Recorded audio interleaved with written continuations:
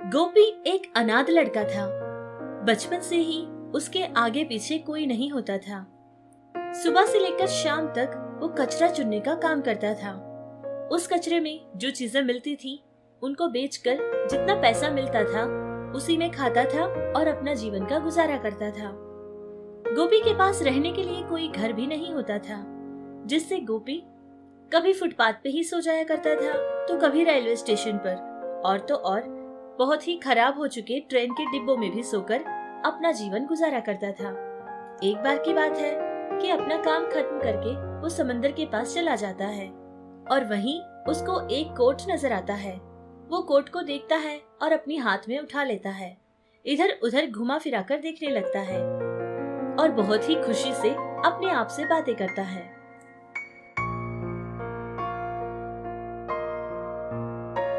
अरे वाह, ये कोट तो कितना अच्छा है, बिल्कुल नया लग रहा है, कहीं फटा भी नहीं है। बेचारे पता नहीं किसका कोट होगा, समंदर में आए होंगे और वो उनसे छूट गया होगा। शायद उन लोगों ने बहुत ढूंढा होगा, भगवान उनका भला करे।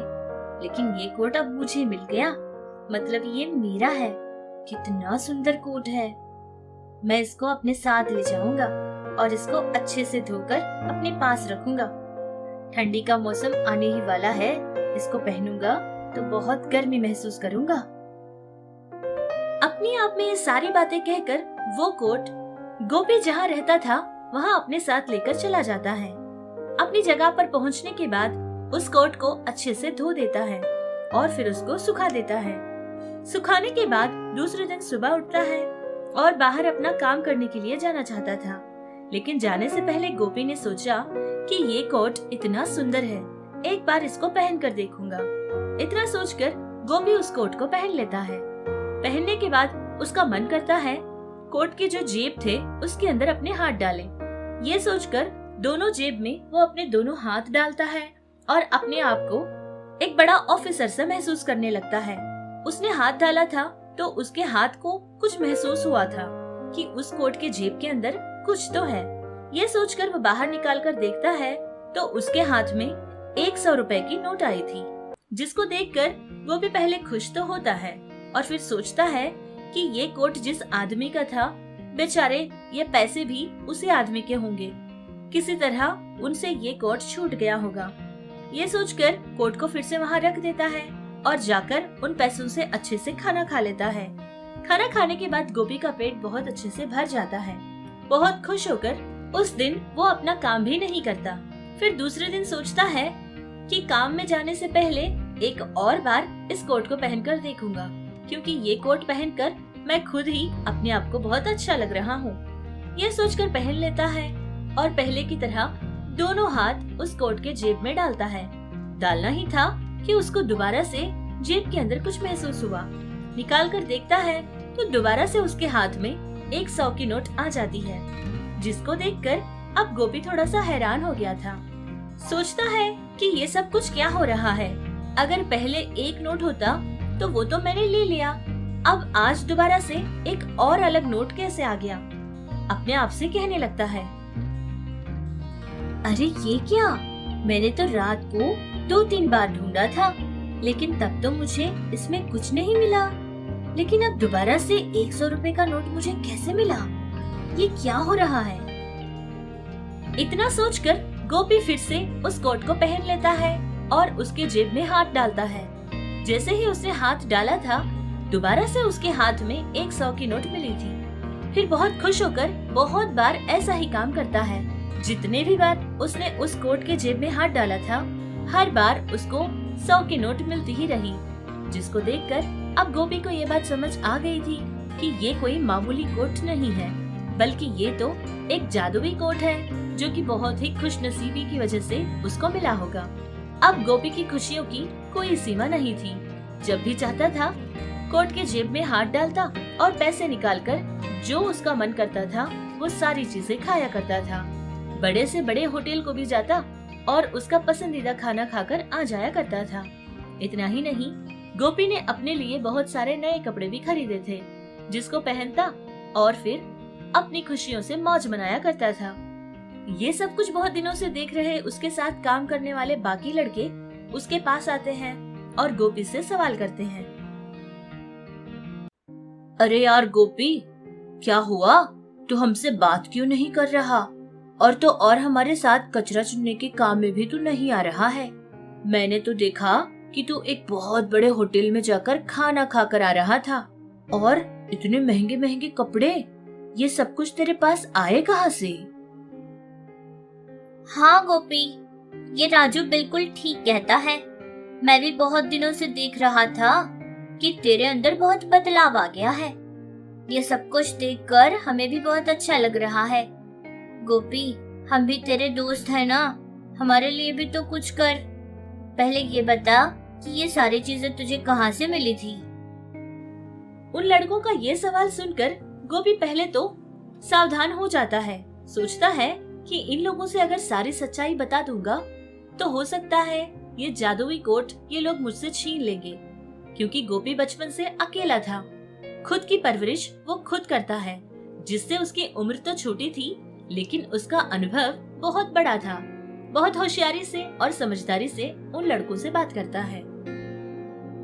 अरे दोस्तों, कोई बात नहीं है। कुछ दिन पहले मैं अपना काम करते करते बहुत दूर तक चला गया था और बहुत सारा कचरा मैंने जमा किया था। उसके साथ साथ मुझे कुछ अच्छी अच्छी चीजें भी मिली थी, जिसको बेचकर मुझे अच्छे खासे पैसे मिल गए थे। और उन पैसों को लेकर मैं वापस आ ही रहा था कि एक औरत थी जो गरीब लोगों में कपड़े बांट रही थी, और मैं उस भीड़ को देखकर वहां चला गया। उस औरत ने मुझे देखा, और पता है ना, मेरे कपड़े तो सारे फटे हुए हैं। मेरे फटे हुए कपड़ों को देखकर उस महिला ने मेरी हालत को देखकर अपने बच्चों के कपड़ों में से कुछ कपड़े उसने मुझे भी दे दिए थे।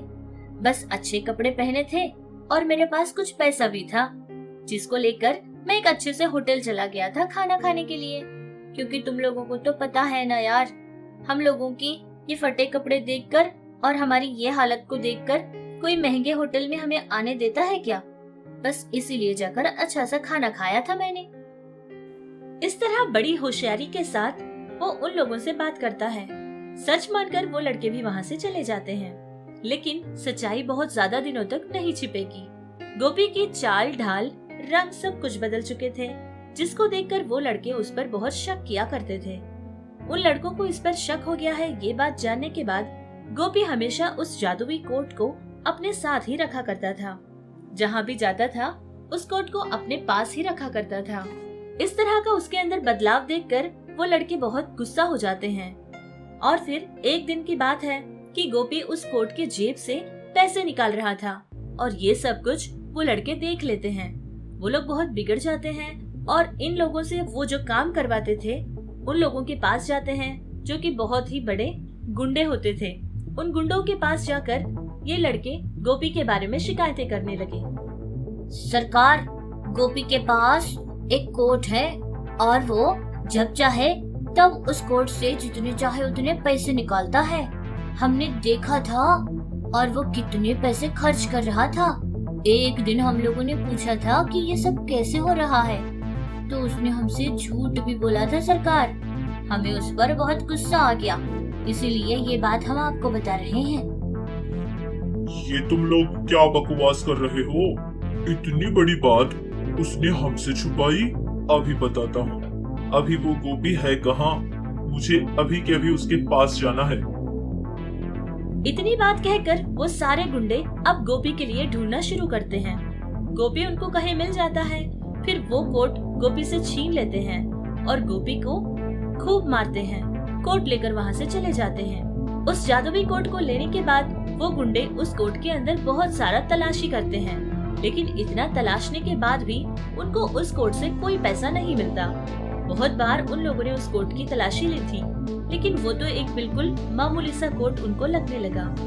इतना ढूंढने के बाद भी उस कोट से उन गुंडों को कुछ नहीं मिला था। वो बिगड़ जाते हैं, फिर उस कोट को उसी समंदर में फेंक कर वहाँ से चले जाते हैं। और इधर गोपी की जिंदगी फिर से पहले की तरह हो गई थी।